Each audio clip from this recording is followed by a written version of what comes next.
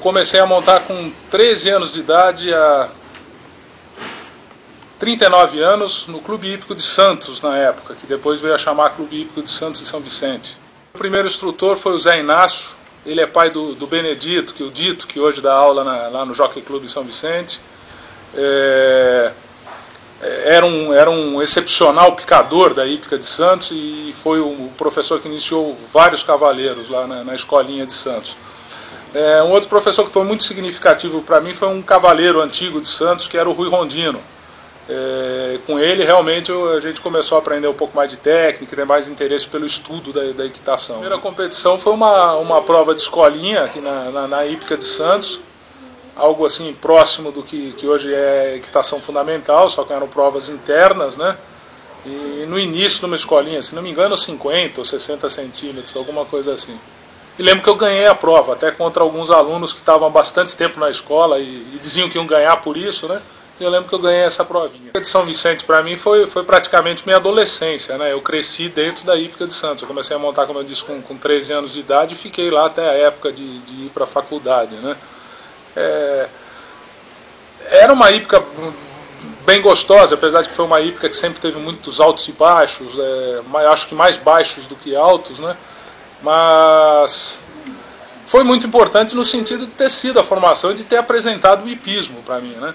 Eu acho que o cavalo inesquecível da vida da gente, eu acho que deve ser, na maioria das vezes, é o primeiro cavalo que você teve, né? O primeiro cavalo que eu ganhei foi um cavalo que vinha da hípica de Santo Amaro. Evidentemente que na época a gente não sabia, já era um cavalo doente, ele tinha enfisema, mas ele tinha sido um cavalo que havia pulado provas fortes e tal.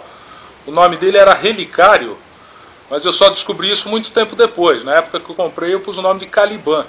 Então era um verdadeiro professor, era um cavalo argentino, daquele tipo bem pesado, mas um cavalo que saltava 1,40 m, fazia prova de potência, porém tinha um problema de saúde e não tinha resistência. Eu acho que é mais fácil trabalhar com os jovens do que com os mais idosos, isso sim. Eu acho que é muito mais fácil você ensinar uma criança de 13 anos a montar do que um adulto de 30, 40 anos. Eu atualmente estou na escola de equitação junto com o Fernando Costa, o Bigorna aqui da Hípica Morumbi, em Atibaia. O custo das aulas na escolinha seria R$220 por uma aula semanal, R$220 mensais por uma aula semanal, ou R$320 por 2 aulas semanais, né? Que aprendem com bastante facilidade. Tem outras pessoas que já demoram um pouco mais para aprender. E não quer dizer que essa vai ser pior ou melhor do que aquele que aprendeu mais rápido, né? Okay.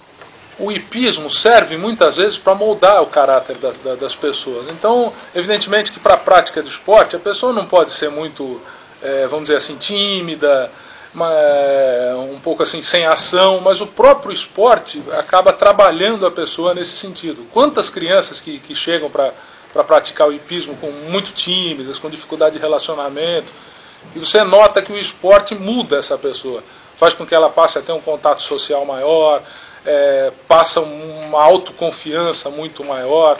Eu acho que o perfil correto é o perfil de um esportista, uma pessoa que tenha que ser valente, que tenha que ter vontade de vencer, se realmente a finalidade dela é a competição e não só aprender a montar. Acho que é isso, acho que o perfil é esse, ser um esportista, né? E uma pessoa que se dedique, é um esporte que depende de tempo também, não só de vontade, né? Você precisa de tempo também para, vamos dizer assim, enraizar os conhecimentos, né? O hipismo, como todo esporte, você tem aquela necessidade de estar matando um leão todo dia, né?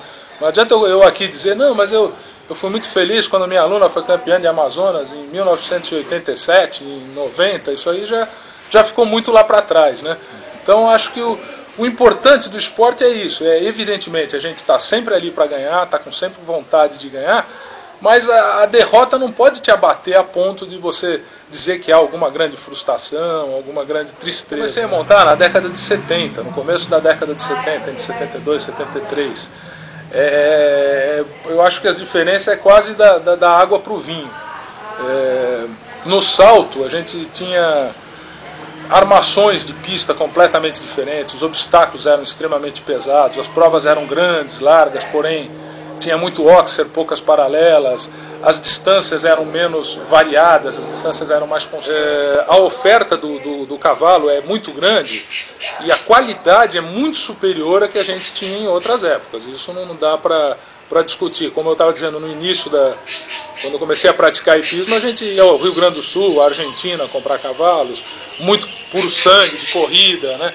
Hoje a gente nota que tem uma criação espetacular, né? Com sangue de garanhões importantíssimos, né? Eu acho que a criação do BH só tende a melhorar, porque nós temos clima bom, nós temos espaço, como poucos lugares no mundo têm espaços para criação, e temos gente de muita qualidade investindo nisso, né? Eu acho que a criação brasileira com certeza vai se tornar uma das melhores do mundo. Evidentemente que a gente tem alguns séculos atrás da Europa, né? Eu vou falar de um cavalo que até alguns dias atrás eu soube que esse cavalo está aqui próximo de onde a gente mora, está aqui em Bragança à venda. Foi o Neartic. Foi um cavalo que eu comprei de um amigo do Christian Tim, do Aras Chanteblé, da Aras da Fazenda Chanteblé. E foi um cavalo que, desde que a gente iniciou, a gente percebeu que era um cavalo que seria muito ganhador. Esse cavalo eu tinha um sócio que montava, ganhou todas as categorias iniciais com ele. O cavalo, depois, a cada pessoa que ia comprando esse cavalo, conseguiam resultados maravilhosos e elevava muito esses cavaleiros que montavam, até chegar ao Cícero, o Jacaré, que conseguiu até 2 anos atrás, se não me engano, 2 ou 3 anos atrás, com o cavalo já com bastante idade, conseguiu até se classificar para o sul-americano. Dizia que era uma coisa limitada a uma elite. Existiam 6, 7 grandes hípicas no estado, assim, só em grandes cidades, hípicas que levavam o nome das suas cidades.